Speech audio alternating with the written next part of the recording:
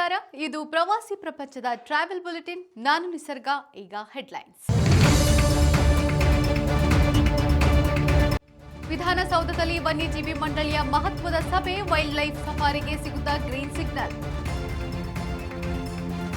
ಜನವರಿ 5ಕ್ಕೆ ಗವಿಸಿದ್ದೇಶ್ವರ ರಥೋತ್ಸವ. ಮೇಘಾಲಯದ ರಾಜ್ಯಪಾಲರಿಂದ ಚಾಲನೆ. 702 ಕಿಲೋಮೀಟರ್ ಸೈಕಲ್ ಸವಾರಿ ಚಾಲೆಂಜ್ಗೆ ಮೋದಿ ಶ್ಲಾಘನೆ. ಫಿಟ್ ಇಂಡಿಯಾ ಆಶಯದ ರೂವಾರಿಯಾದ ಶಾಸಕ ಸುರೇಶ್ ಕುಮಾರ್. ಅಪಘಾತ ತಡೆಯಲು ಸರ್ಕಾರದ ಹೊಸ ಪ್ಲಾನ್. ಇನ್ನು ಮುಂದೆ ಬಸ್ಗಳಲ್ಲಿ ಡ್ರೈವರ್ ಅಸಿಸ್ಟ್ ಕ್ಯಾಮೆರಾ.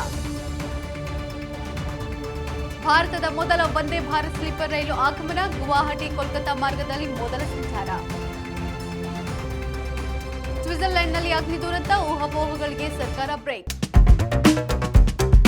ವನ್ಯಜೀವಿಗಳ ಸುರಕ್ಷತೆಯ ಕಾರಣಕ್ಕೆ ಕರ್ನಾಟಕ ಸರ್ಕಾರ ಇತ್ತೀಚೆಗೆ ಸಫಾರಿ ನಿರ್ಬಂಧಿಸಿ ಆದೇಶವನ್ನು ಹೊರಡಿಸಿತ್ತು. ಈ ಆದೇಶದ ವಿರುದ್ಧ ಟ್ರಾವೆಲ್ ಏಜೆನ್ಸಿ ಮತ್ತು ರೆಸಾರ್ಟ್ ಮಾಲೀಕರಿಂದ ವಿರೋಧವೂ ವ್ಯಕ್ತವಾಗಿತ್ತು. ಕೊನೆಗೂ ಮನವಿಗಳಿಗೆ ಓಗೊಟ್ಟಿರುವ ಸರ್ಕಾರ ಈ ಕುರಿತು ಮಹತ್ವದ ಸಭೆ ಮಾಡಿದೆ.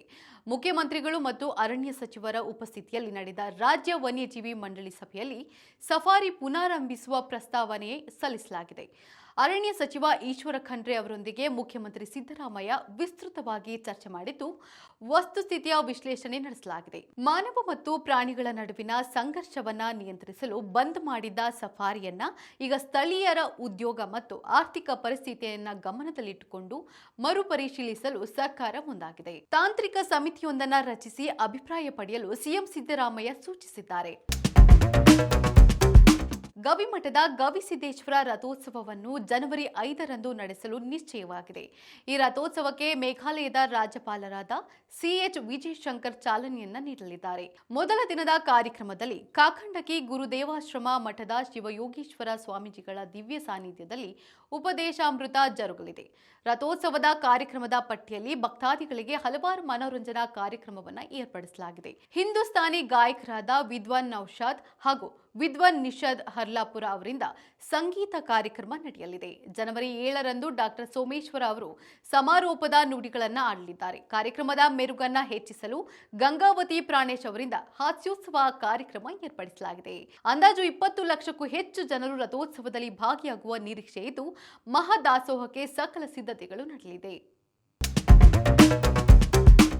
ಬೆಂಗಳೂರಿನಿಂದ ಕನ್ಯಾಕುಮಾರಿಗೆ ಸೈಕಲ್ ಯಾತ್ರೆ ಮಾಡಿದ ಮಾಜಿ ಸಚಿವ ಎಸ್ ಸುರೇಶ್ ಕುಮಾರ್ ಸಾಹಸಕ್ಕೆ ಪ್ರಧಾನಿ ನರೇಂದ್ರ ಮೋದಿ ಮೆಚ್ಚುಗೆಯನ್ನ ವ್ಯಕ್ತಪಡಿಸಿದ್ದಾರೆ. ಬೆಂಗಳೂರಿನಿಂದ ಕನ್ಯಾಕುಮಾರಿವರೆಗೆ ಸೈಕಲ್ ಸವಾರಿ ಕೈಗೊಂಡ ಶ್ರೀ ಎಸ್ ಸುರೇಶ್ ಕುಮಾರ್ ಅವರ ಸಾಧನೆ ಶ್ಲಾಘನೀಯ ಮತ್ತು ಸ್ಫೂರ್ತಿದಾಯಕವಾಗಿದೆ.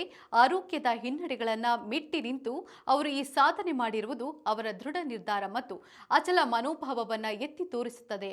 ಇದು ಫಿಟ್ನೆಸ್ ಕುರಿತು ಪ್ರಮುಖ ಸಂದೇಶವನ್ನು ನೀಡುತ್ತದೆ. ಅವರೊಂದಿಗೆ ಮಾತನಾಡಿ ಅವರ ಈ ಪ್ರಯತ್ನಕ್ಕೆ ಅಭಿನಂದನೆ ಸಲ್ಲಿಸಿದೆ ಎಂದು ಪ್ರಧಾನಿ ನರೇಂದ್ರ ಮೋದಿ ತಮ್ಮ ಎಕ್ಸ್ ಖಾತೆಯಲ್ಲಿ ಬರೆದಿದ್ದಾರೆ. ಇದಕ್ಕೆ ಪ್ರತಿಕ್ರಿಯಿಸಿರುವ ಮಾಜಿ ಸಚಿವ ಸುರೇಶ್ ಕುಮಾರ್, ನರೇಂದ್ರ ಮೋದಿಯವರು ಕರೆ ಮಾಡಿ ಅಭಿನಂದನೆ ತಿಳಿಸಿರುವುದು ಸ್ಫೂರ್ತಿ ನೀಡಿದೆ ಎಂದು ತಿಳಿಸಿದ್ದಾರೆ.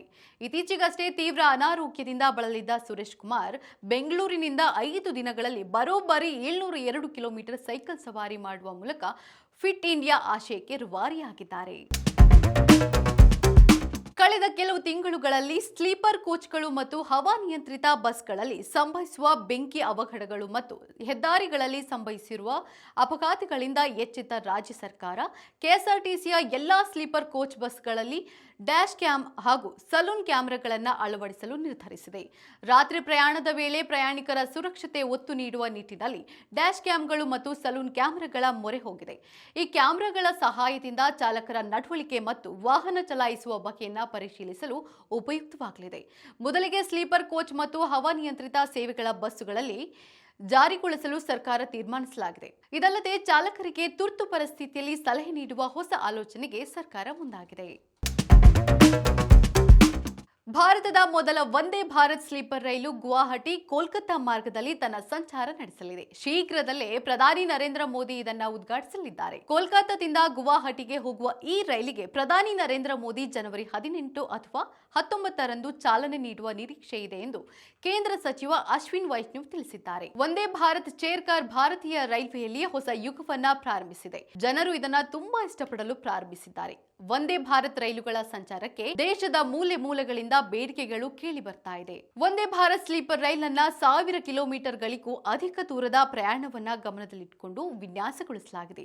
ಪ್ರಯಾಣಿಕರಿಗೆ ಆರಾಮದಾಯಕ ಮತ್ತು ಆಧುನಿಕ ಪ್ರಯಾಣದ ಅನುಭವವನ್ನು ವಂದೇ ಭಾರತ್ ನೀಡಲಿದೆ.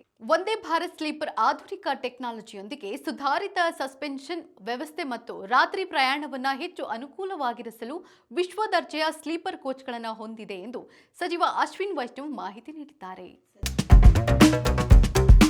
ಸ್ವಿಟ್ಜರ್ಲೆಂಡ್ನಲ್ಲಿ ನಡೆದ ಅಗ್ನಿ ದುರಂತ ಇಡೀ ದೇಶಕ್ಕೆ ಕಪ್ಪು ಛಾಯೆ ಮೂಡಿಸಿದೆ. ಸ್ವಿಟ್ಜರ್ಲೆಂಡ್ನಲ್ಲಿ ಆಲ್ಪ್ ಪರ್ವತ ಪ್ರದೇಶದಲ್ಲಿರುವ ಕ್ರಾನ್ಸ್ ಮೊಂಟಾನಾ ಎಂಬ ತಾಣದಲ್ಲಿ ಭೀಕರ ಅಗ್ನಿ ದುರಂತ ಸಂಭವಿಸಿದೆ. ಹೊಸ ವರ್ಷದ ಸಂಭ್ರಮಾಚರಣೆ ವೇಳೆ ನಡೆದ ಈ ದುರಂತದಲ್ಲಿ 47 ಮಂದಿ ಸಾವನ್ನಪ್ಪಿದ್ದಾರೆ. ಈ ದುರಂತದಲ್ಲಿ ಭಯೋತ್ಪಾದಕರ ಕೈವಾಡ ಇರಬಹುದು ಎಂಬ ಶಂಕೆ ವ್ಯಕ್ತವಾಗಿತ್ತು. ಆದರೆ ಈಗ ಅಧಿಕಾರಿಗಳು ಘಟನೆಗೆ ಯಾವುದೇ ಭಯೋತ್ಪಾದಕ ದಾಳಿ ಕಾರಣವಲ್ಲ ಎಂದು ಖಚಿತಪಡಿಸಿದ್ದಾರೆ. ದುರಂತದ ಬಳಿಕ ಕಾರ್ಯಾಚರಣೆ ನಡೆಸಿ ತನಿಖೆ ನಡೆಸುತ್ತಿರುವ ಸ್ವಿಸ್ ಅಧಿಕಾರಿಗಳು ಇದರಲ್ಲಿ ಯಾವುದೇ ಭಯೋತ್ಪಾದಕ ದಾಳಿಯ ಬಗ್ಗೆ ಕುರುಹುಗಳಿಲ್ಲ, ಭಯೋತ್ಪಾದಕ ಕೃತ್ಯದ ಬಗ್ಗೆ ಊಹಾಪೋಹಗಳಿಗೆ ಕಿವಿಗೊಡಬಾರದೆಂದು ಹೆಚ್ಚಿನ ಮಾಹಿತಿಯನ್ನು ತನಿಖೆ ಪೂರ್ಣಗೊಂಡ ನಂತರ ತಿಳಿಸಲಾಗುವುದೆಂದು ತಿಳಿಸಿದ್ದಾರೆ.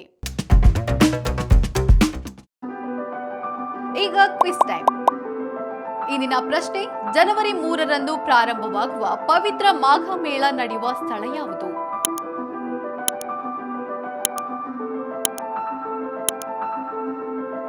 ಸರಿಯಾದ ಉತ್ತರವನ್ನ ಕಮೆಂಟ್ ಮಾಡಿ ತಿಳಿಸಿ. ಇದಾಗಿತ್ತು ಇವತ್ತಿನ ಟ್ರಾವೆಲ್ ಬುಲೆಟಿನ್. ನೋಡ್ತಾ ಇರಿ ಪ್ರವಾಸಿ ಪ್ರಪಂಚ, ವಿಹಾರವೇ ವಿಶ್ವ. ನಮಸ್ಕಾರ. ಪ್ರವಾಸಿ ಪ್ರಪಂಚ.